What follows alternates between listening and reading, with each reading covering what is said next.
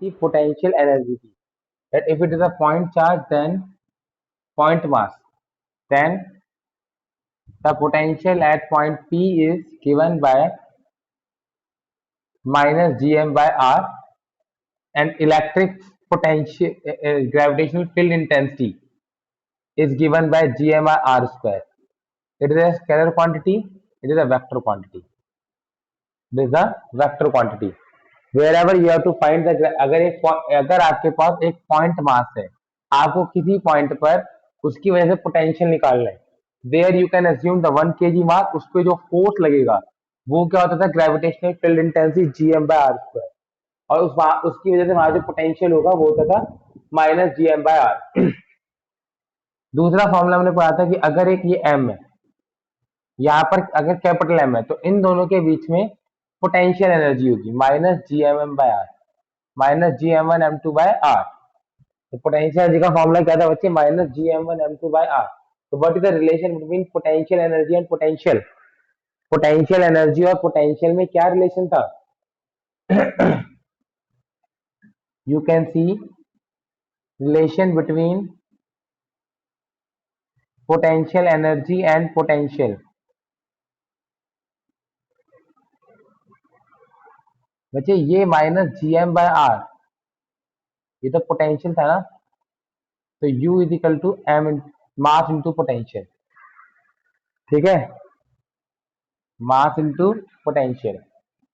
Work done, work done यहाँ पर होता है चेंज इन एनर्जी के equal, final potential energy minus में initial potential energy. Work done होता है U change in potential energy. जैसे अगर आपको कह दे find work done in moving 2m मास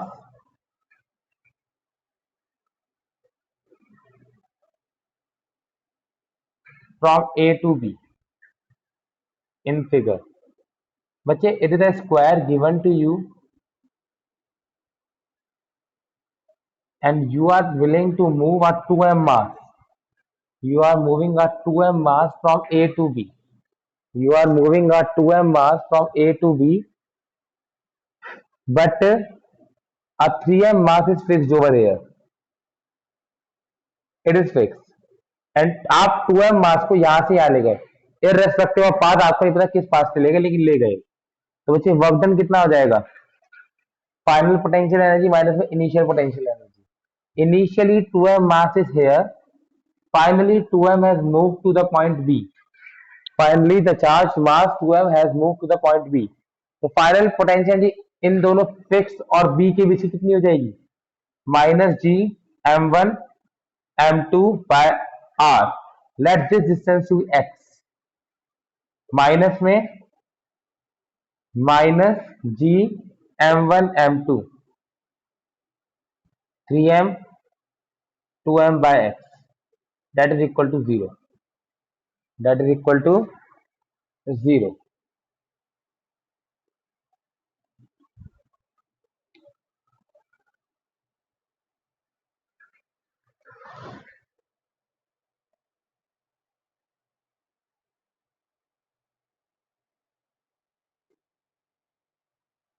देखिए बच्चे, पोटेंशियल एनर्जी वर्क डन होता है चेंज इन पोटेंशियल एनर्जी, और पोटेंशियल एनर्जी का फॉर्मूला होता है minus G M one M two by R, simple सी बात है। अब आप यहाँ पर आपका 3m मास एक फिक्स था, आप एक 2m मास को A से B लेकर गए, तो कितना वर्क डन होगा, कितना वर्क डन होगा, ये क्वेश्चन था, बताओ। तो पोटेंशियल वर्क डन का फॉर्मूला क्या है, चेंज इन पोटेंशियल एनर्जी। अगर 2m मास यहाँ पर है तो ये जगह तो खाली है, अगर 2m मास फाइनली यहाँ पर, तो इन दोनों मास के बीच का पोटेंशियल कितना होगा, minus G M one M two by R, इस डिस्टेंस को मैंने x मान लिया, माइनस में अगर इनिशियली 2m मास कहाँ था, इनिशियली 2m मास यहाँ था, इनिशियल इन दोनों के बीच का पोटेंशियल कितना था, minus G M one M two by, अगर ये डिस्टेंस x है तो ये भी x हो, क्योंकि ये स्क्वायर है, तो ये कट के कितना आ गया, 0।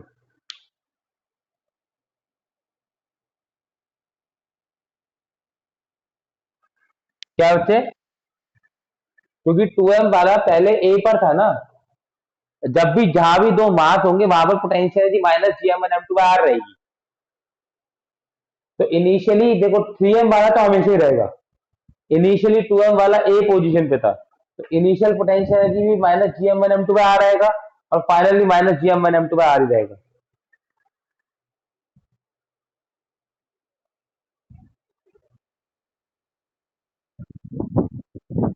हाँ, जो फिक्स है उससे नापना है, जो डिस्टेंस वगैरह नापने हैं वो फिक्स मास से नापने हैं।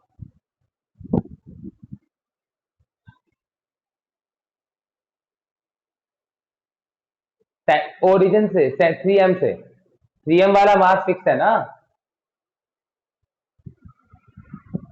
एक्स जो डिस्टेंस आर जो डिस्टेंस है वो मैंने वहां से पुट किया। Find gravitation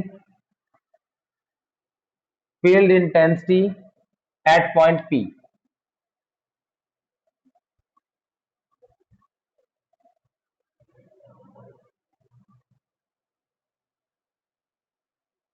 gravitational field intensity at point P.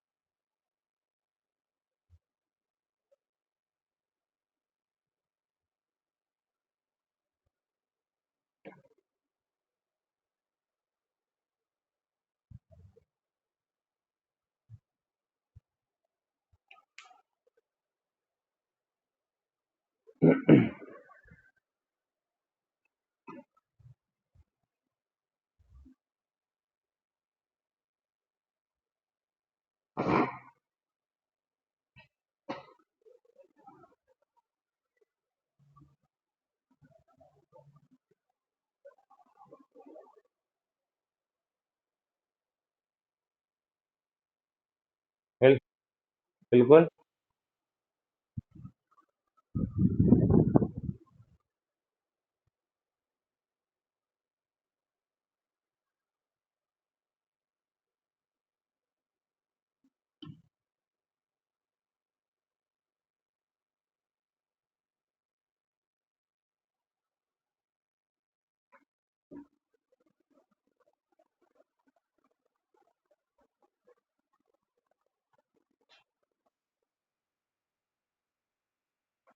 हाँ, नहीं नहीं, उल्टा पुल्टा आंसर कुछ भी आ सकता है।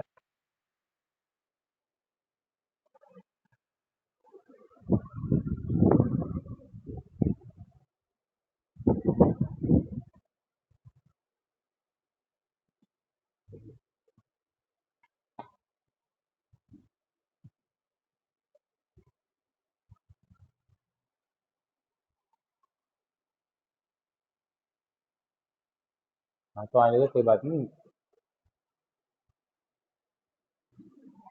देखिए बच्चे, जहां पर इलेक्ट्रिक फील्ड निकाल ग्रेविटेशनल फील्ड निकालना होता है वहां पर 1 kg का चार्ज अज्यूम कर लेते हैं। अब ये टू एम वाला इसे अपनी तरफ खींचेगा E1, ये 3m वाला इसे अपनी तरफ खींचेगा E2। पहले E1 की वैल्यू, E1 इन दोनों के बीच का है ना, Gm1 M2 तो 1 kg का है, अपॉन में 3 का स्क्वायर E1। E2 कितना आ जाएगा, G 3m बाय पाइथागोरस से ये कितना आ जाएगा, 5 का स्क्वायर माइनस 3 का स्क्वायर √16, 4, 4 का स्क्वायर। ठीक है, नेट इलेक्ट्रिक फील्ड कितना आ जाएगा, अंडर रूट में E1 का स्क्वायर प्लस E2 का square plus 2 E1 E2 cos 90। cos 90 कितना होता है, 0। अंडर रूट में ही आ जाएगा E1 क्या है, 2Gm/9 का स्क्वायर प्लस E2 कितना हो जाएगा, 3Gm/16 का स्क्वायर। तो यहां से Gm तो कॉमन आ जाएगा, रूट में 4/81 प्लस प्लस 9/256, बस ये आंसर आ जाएगा। cos 90 जीरो हो गया ना।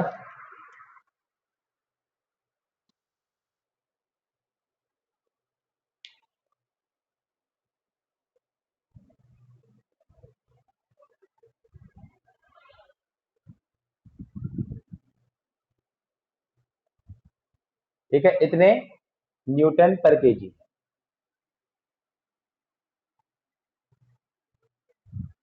जब ग्रेविटेशन फील्ड इंटेंसिटी निकालनी है तो डायरेक्शन देखनी है, ग्रेविटेशन जब पोटेंशियल निकालना है तो डायरेक्शन नहीं देखनी, क्योंकि पोटेंशियल एक स्केलर क्वांटिटी है और ग्रेविटेशनल फील्ड एक वेक्टर क्वांटिटी है। ठीक है। हाँ, टेंसर क्वांटिटी जैसे करंट है, tensor quantity current is tensor quantity. क्या? टॉर्क से वेक्टर नहीं, torque is vector quantity. Tensor quantity वो होती है जिस लेंथ एक टेंसर क्वांटिटी है। ये सब छोड़ो, अभी टेंसर क्वांटिटी में तीन तरह की टेंसर क्वांटिटी होती है वैसे, वो अब बाद में तो पढ़ेंगे नहीं कभी।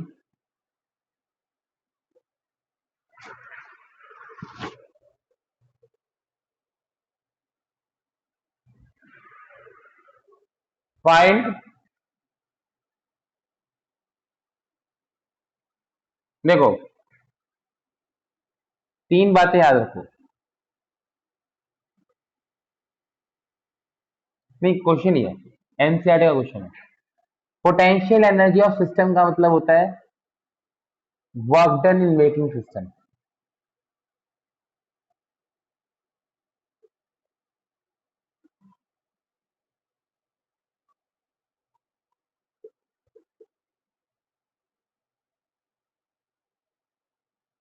Work done in moving system,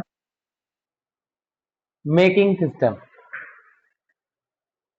potential energy of system का मतलब होता है work done in making system. ठीक है। Work done in moving charges infinite distance apart, in moving charges masses infinite distance apart, या work done in making system.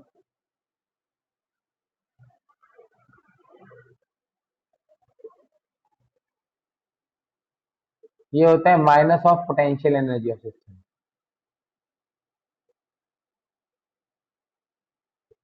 Minus है potential energy of system. देखो बच्चे,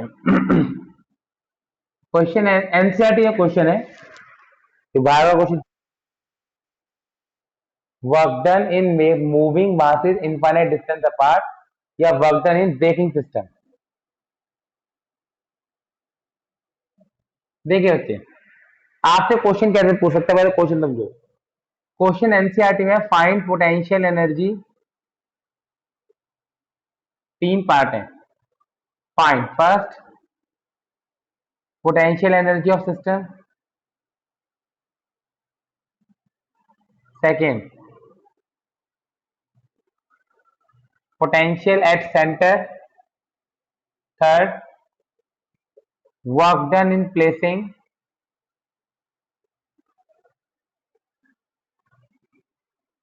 mass m naught at center।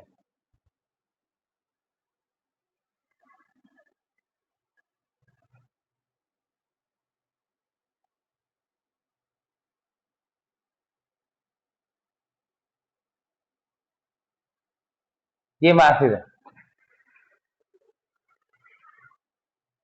तीन part है, बता तो रहा हूँ मुझे। अभी पहले ये समझो पोटेंशियल रेजिस्टेंस, तब आपको समझ आएगा। इसकी एज लेंथ ए है।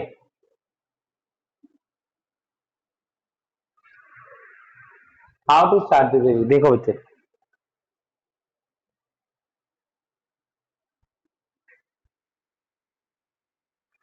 लास्ट में लिखा ही नहीं, मैंने कुछ यहीं से लिखा है बस, फाइंड पोटेंशियल एनर्जी ऑफ, ऊपर कुछ लिखा ही नहीं। फाइंड वर्ड है। हाँ, देखिए बच्चे, इसको आप रैंडमली एबीसीडी मार्क कर दीजिए। जब मैं ए पर, अब आप एबीसीडी पॉइंट लिख लीजिए। जब आप ए पर एम मास को लेकर आए, एक एक करके लेकर आइए, एक एक करके इन्फिनिटी से मास को लेकर आइए, तो work done in bringing A 0, क्योंकि और कोई मास नहीं है। Work done in bringing B, जब मैं बी को लेकर आ रहा हूं तब ए प्रेजेंट है।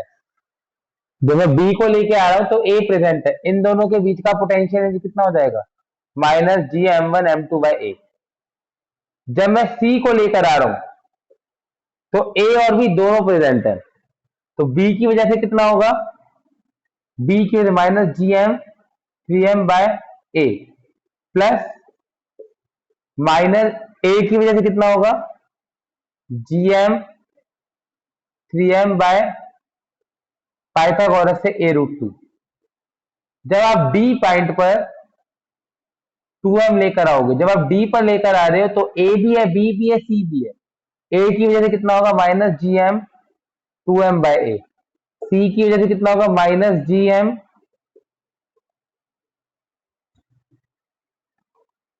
One M two by A, plus minus of B की वजह से कितना होगा? Minus G two M M by A root two. अगर मैं एक एक करके इंफिनिटी से मास लाकर स्क्वायर बनाऊंगा तो ये वर्क होगा, और पोटेंशियल एनर्जी ऑफ सिस्टम इसी वर्क के बराबर होती है। क्या लिखा है आपको? Potential energy of system is equal to work done in making system. ठीक है, तो पोटेंशियल एनर्जी ऑफ सिस्टम कितना आ जाएगा? W A plus W B plus W C plus W D. देखिए बच्चे, आप एक एक करके मास को इंफिनिटी से लेकर आओ। जब मैं ए वाले मास को लेकर आया तो बी सी डी खाली थे। जब मैं ए वाले मास को लेकर आया हूं तो वर्क डन होता है minus G M one M two by R. तो एम टू तो है ही नहीं कोई, तो वर्क डन हो गया 0। जब मैं बी को लेकर आया तो ए प्रेजेंट है, तो वर्क डन हो जाएगा minus G M one M two by A, minus G M one M two by A. जब मैं सी को लेकर आया तो ए भी है और बी भी है, दोनों प्रेजेंट है, तो वर्क डन हो जाएगा बी की वजह से minus G M one M two by A, और इन दोनों के बीच का हो जाएगा minus G M one M two by A. Pythagoras scalar quantity है ना। पोटेंशियल एनर्जी आज वेक्टर क्वांटिटी। ग्रेविटेशनल फील्ड निकालूंगा तो वेक्टर क्वांटिटी है। वर्क डन, पोटेंशियल एनर्जी आज स्केलर क्वांटिटी सिंपली ऐड हो जाती है। ये बात मैं बार बार कह रहा हूं कि अगर वेक्टर क्वांटिटी है तो आपको डायरेक्शन देखनी है। ठीक है, अगर वेक्टर क्वांटिटी नहीं है तो आपको डायरेक्शन नहीं देखनी। इजी सा कंसेप्ट है ये तो। चार्टा मारो। होमवर्क किया? मैं होमवर्क पूछता हूँ। चार्टा राउंड रह गया।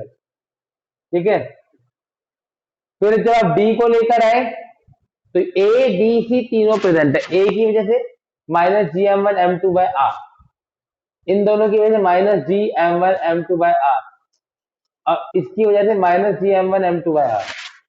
नेट वर्क डन होगा इन सबका सम। ये फर्स्ट पार्ट का आंसर है। ठीक है, पोटेंशियल एनर्जी सिस्टम का मतलब है इन सबका सम। ठीक है, पोटेंशियल एट सेंटर, अगर आपको पोटेंशियल निकालना है सेंटर पर,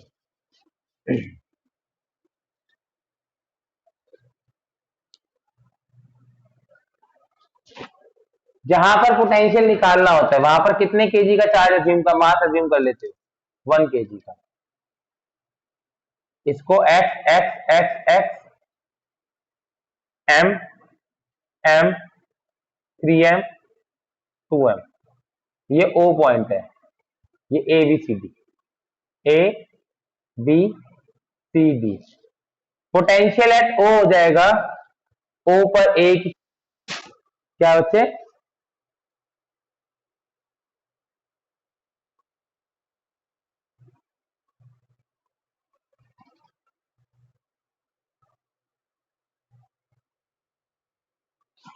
पोटेंशियल एट ओ होगा ओ पर ए की वजह से, ओ पर बी की वजह से, ओ पर सी की वजह से एंड ओ पर डी की वजह से।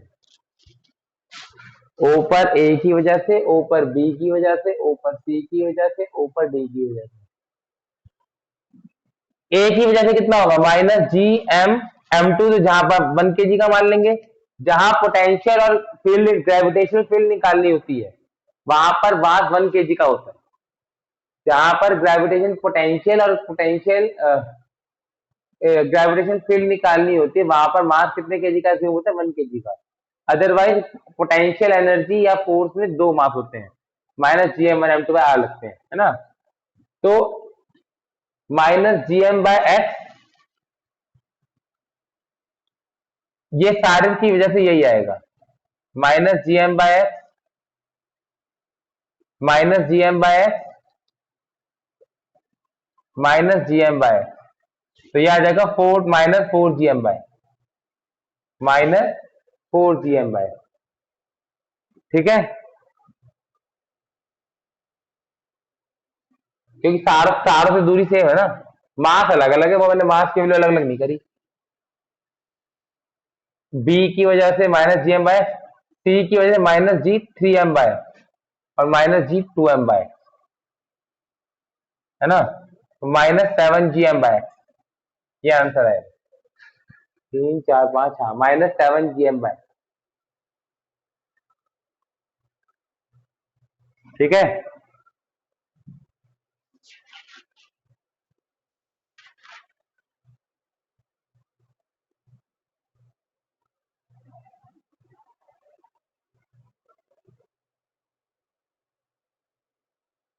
अब वो कहता है work done moving the charge infinite distance apart. आपको कहता है कि ये ऐसा सिस्टम है, आप वर्क डन निकालो in moving the charges infinite distance apart. तो आपको क्या करना है, पहले पोटेंशियल एनर्जी ऑफ सिस्टम निकालनी है, जो भी आंसर आएगा उसका साइन चेंज कर दो बस। Work done in moving the masses infinite distance apart होता है माइनस ऑफ पोटेंशियल एनर्जी, और पोटेंशियल एनर्जी इसी तरीके से निकलेगी। जो भी आंसर आएगा लास्ट में जाके उसका साइन चेंज कर देना बस। थर्ड पार्ट, हाँ हाँ, a/√2 पुट कर सकते हैं। हाँ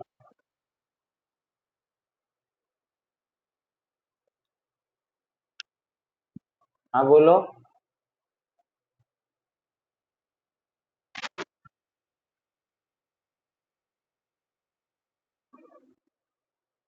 वर्क डन, अगर ये फोर्थ पार्ट है suppose, work done in moving all masses infinite apart, moving all masses infinite distance apart। ठीक है, तो फोर्थ का आंसर क्या आ जाता है, work done in breaking system is equal to minus of potential energy of system, मतलब minus of part one answer. First में आपने निकाला है पोटेंशियल एनर्जी ऑफ सिस्टम, जो भी आएगा उसको माइनस कर देना, पॉजिटिव है तो नेगेटिव कर देना।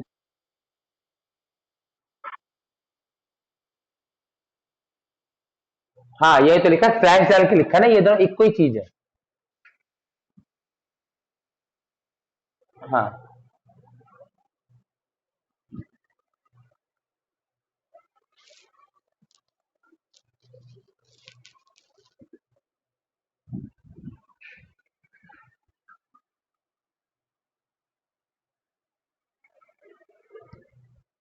Work done placing mass am not at centre. तो बच्चे पोटेंशियल मुझे पता है, अभी हमने पढ़ा पोटेंशियल और पोटेंशियल एनर्जी में क्या रिलेशन होता है, mass into potential. M not into है potential at O, potential at O आप निकाल चुके हो, मास कितना लिखना था मुझे, एम नॉट, मास कितना प्लेस करना था बच्चे, एम नॉट, और पोटेंशियल एट ओ पे आप निकाल चुके हो। ठीक है, सेंटर पॉइंट ओ था और ओ पे पोटेंशियल कितना है वो आप निकाल चुके हो। ठीक है,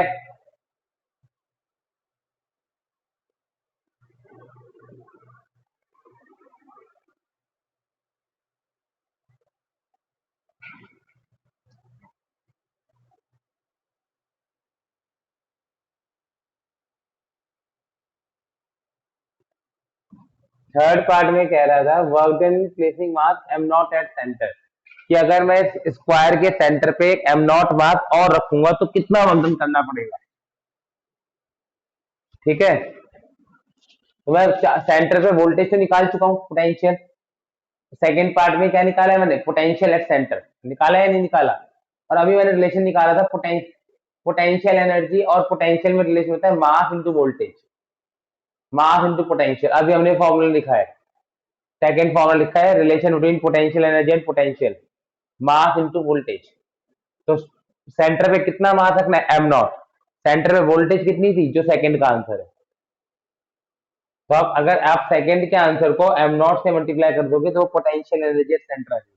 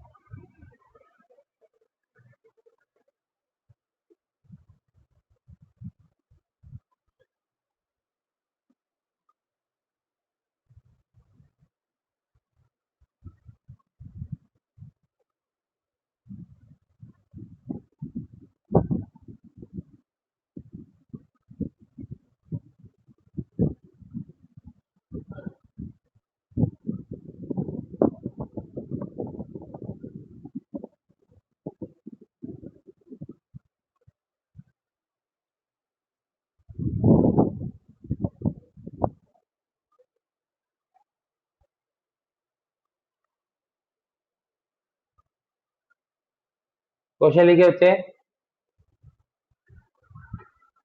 find first part,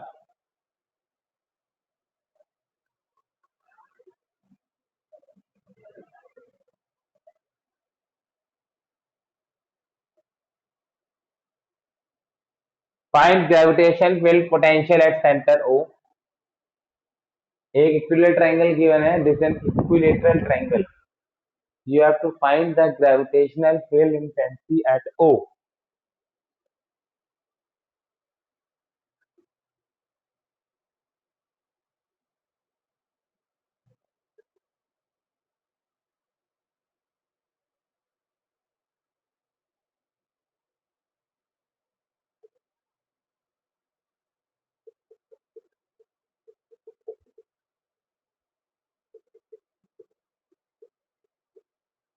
Find potential at O, potential energy of system,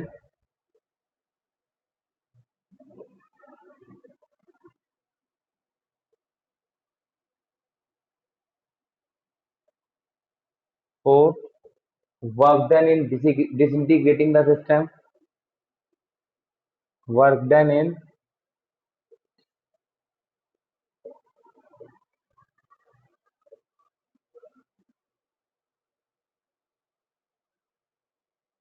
disintegrating system, and work done in placing mass m naught at center.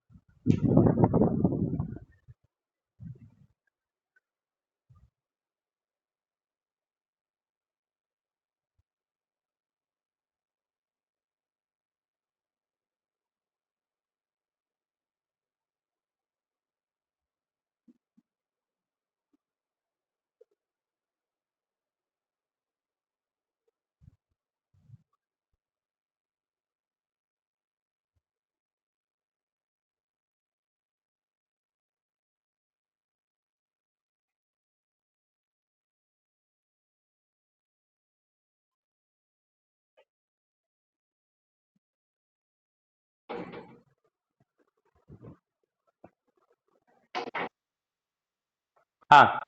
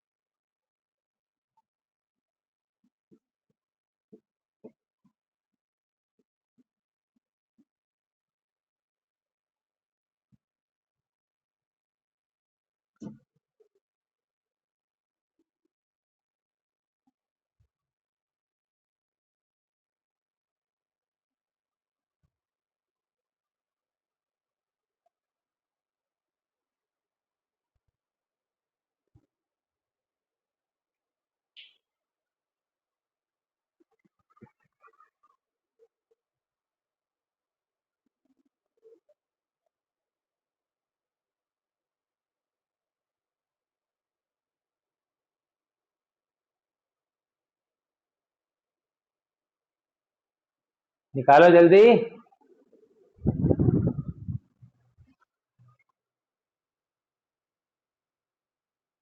हम्म। हाँ।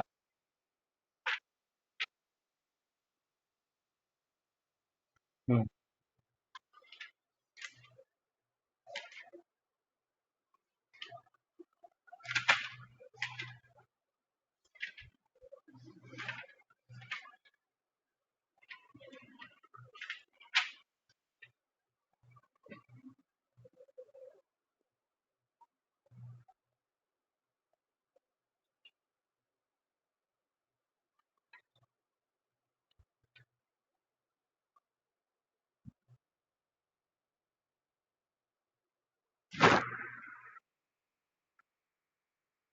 Bye bye bye bye.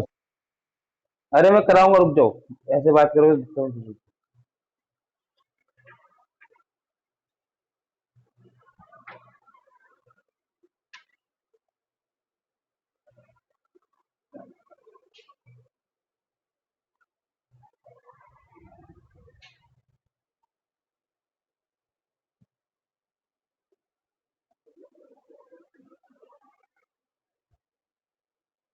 देखिए बच्चे,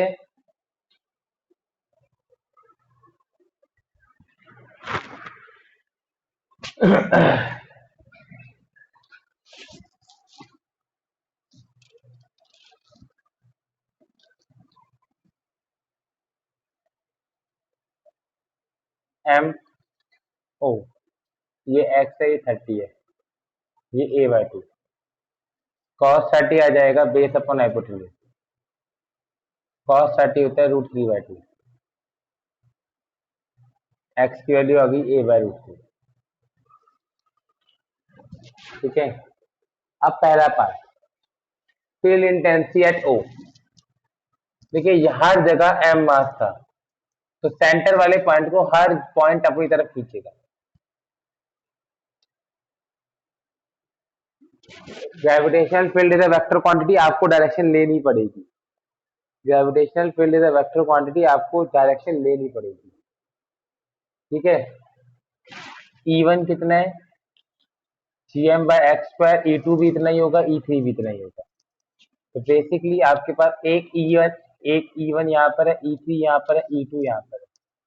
आप दो का रिजल्ट निकाल दो, E13 मतलब E1 और 3 का रिजल्ट है, 1 और 3 का रिजल्ट है। तो E13 कितना आ जाएगा, अंडर रूट में लेट 2E, E का स्क्वायर प्लस E का square plus 2E1 E2 cos 120। ये इक्वल इंक्लाइंड थे 120 डिग्री, ये E के बराबर ही आ जाएगा। तो आपने देखा एक आपके पास E2 ऊपर की तरफ लग रहा है, E जिसका वैल्यू E है, एक E13 बिल्कुल अपोजिट लग रहा है E। Net electric field 0, net electric field कितना आ गया, 0। ठीक है, पोटेंशियल स्केलर क्वांटिटी है। पोटेंशियल क्या है बच्चे, scalar quantity. Potential at O minus एक की वजह से कितना होगा, -gm/x। 1 की वजह से भी होगी, ये 1 है, ये 2 है, ये 3 है।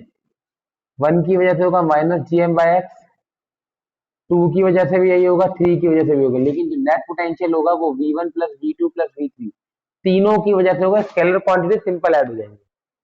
तो -gm/x प्लस -g इंटू 3 मतलब -3gm/x। एक्स की वैल्यू कितनी है, a/√3 -3√3gm/a। आपने एक्स की वैल्यू पुट कर दी, a/√3। Potential energy of system,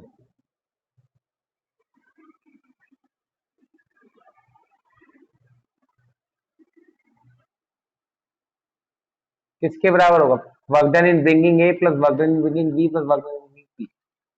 W जब मैं ए को लेकर आया, इसको मैंने ए बी सी मान लिया, ए बी सी।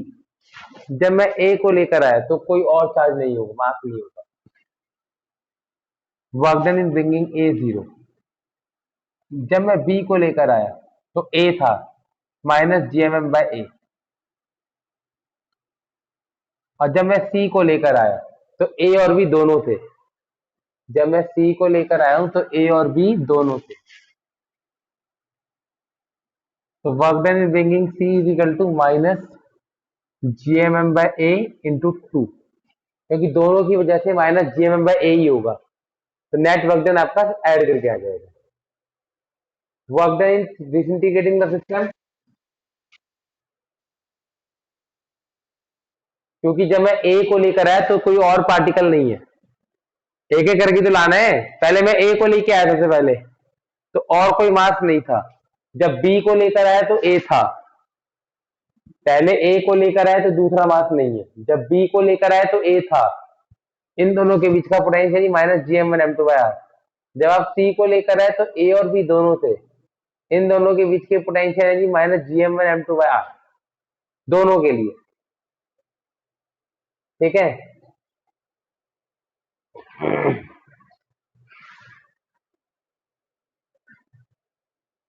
अब फोर्थ का आंसर माइनस ऑफ थर्ड का answer, work done in breaking system is equal to minus of potential energy of system. ठीक है, वर्क डन इन प्लेसिंग, क्योंकि सी पर जब मैं लाया हूं तो वर्क डन ए भी कर रहा है और बी भी कर रहा है।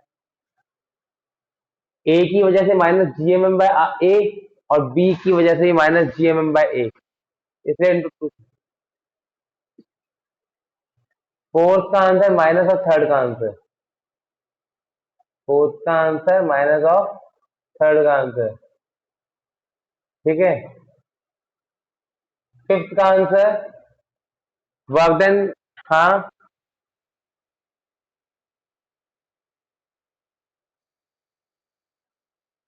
मतलब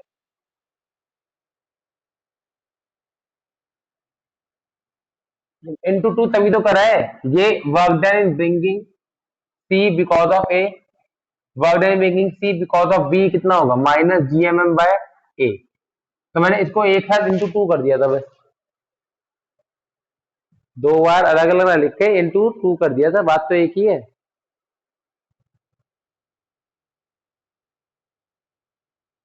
ये बी है।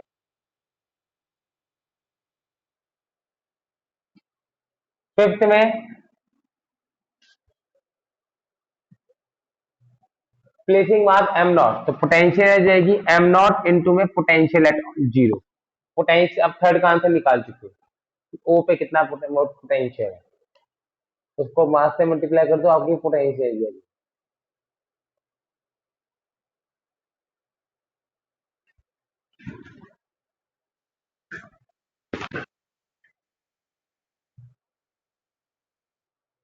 थर्ड पार्ट का आंसर, हाँ तीनों को ऐड करोगे ना तो माइनस थ्री जी एम ये आ जाएगा।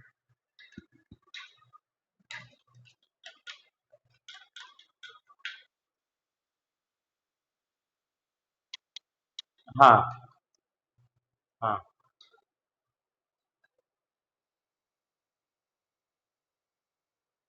एम नॉट कोई अलग से मास है, रैंडम मास है जिसे आपको सेंटर पे रखना है।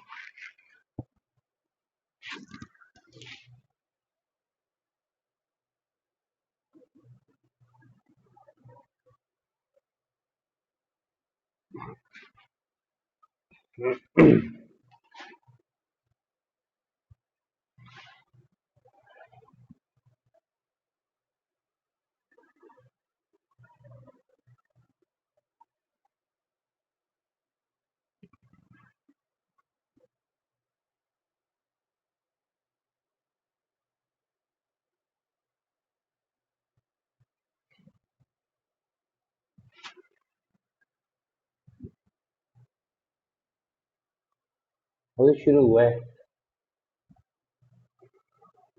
अभी चैप्टर शुरू हुआ है।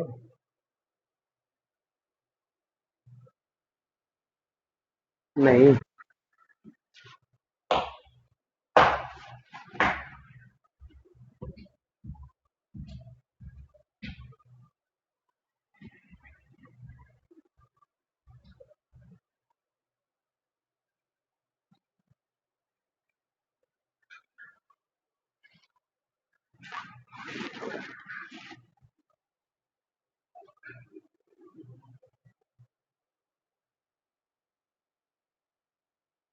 हाँ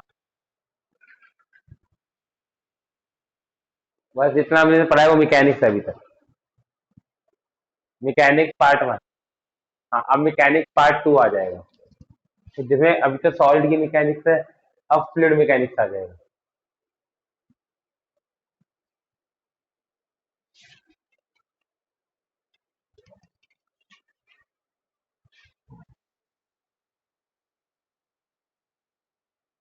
क्या क्वांटम मैकेनिक्स नहीं आता?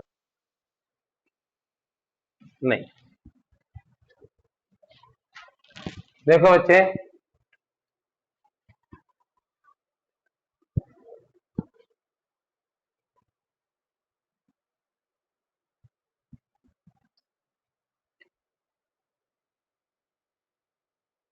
अरे यार फिजिक्स अब नॉर्मल फिजिक्स पढ़ो, क्वांटम पे बाद में जाएंगे। लिखो पहले, हाँ अर्थ मास इज, क्वेश्चन लिखो, earth mass is 6 into 10 to the 24 kg, sun mass is 1 into 10 to the 31 kg, a set a set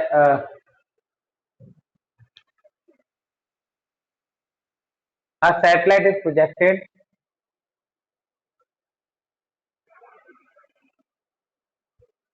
A satellite is projected from the surface of Earth.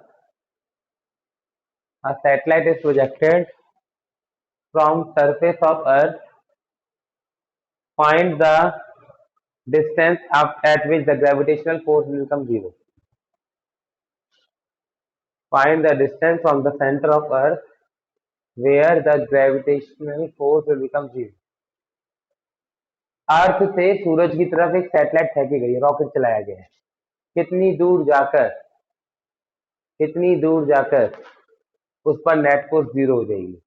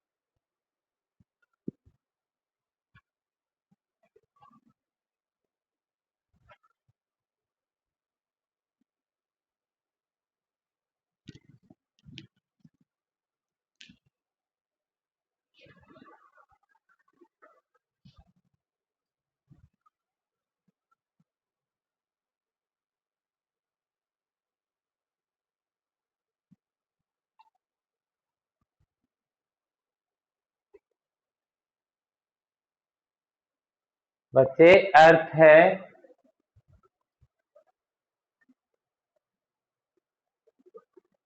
अर्थ ये सन है. अर्थ के ऊपर से एक सैटेलाइट को launch किया गया, रॉकेट को.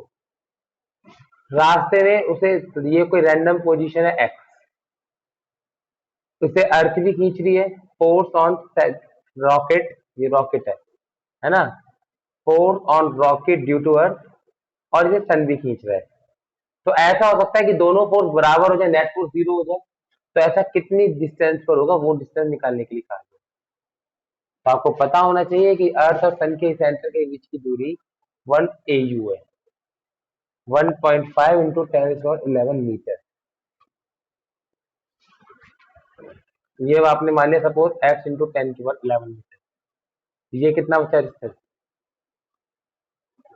1.5 10⁻11 माइनस x इंटू 10⁻11. ठीक है.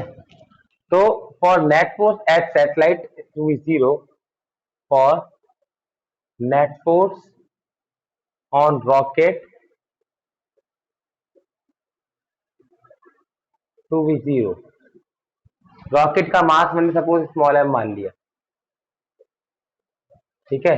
जो रॉकेट पे फोर्स अर्थ की वजह से लग रही है, the same force rocket must experience because of the force on rocket due to earth must be equal to force on rocket due to सन.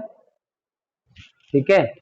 इन दोनों पे रॉकेट पर अर्थ के लिए कितना फोर्स लग रहा है? Gm1 m2. रॉकेट को कर रहा हूं अर्थ की वजह से, Gm1 m2 bye x into 10⁻11 का स्क्वायर. अब रॉकेट को कर रहा हूं सन की वजह से, Gm1 m2 by 1.5 into 10⁻11 minus x का होल स्क्वायर. G से G कट गया, स्मॉल m से स्मॉल m कट गया. इसीलिए आपको मास ऑफ रॉकेट नहीं दिया था. मास ऑफ अर्थ आपको दे रखा था 6 इंटू 10⁻24 अपॉन में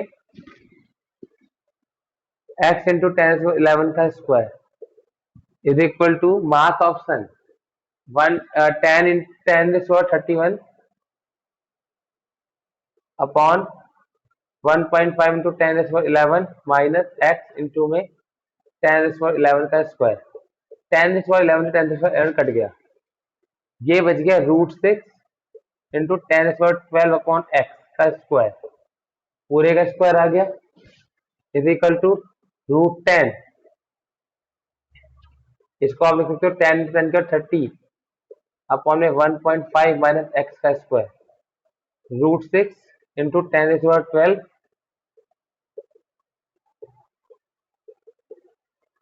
10⁻15 का बाय 1.5 माइनस एक्स का होल स्क्वायर, स्क्वायर से स्क्वायर कट गया तो ये बचेगा √6 by X into 10⁻12 is equal to √10 into 10⁻15 upon में 1.5 माइनस एक्स। इससे काटोगे 10⁻3 बचेगा ये, है ना। यहाँ पर 15 की जगह केवल क्या बचेगा 3, तो बचेगा क्या 1000। ठीक है, बाकी तो क्रॉस मल्टीप्लाई है। Solve for x.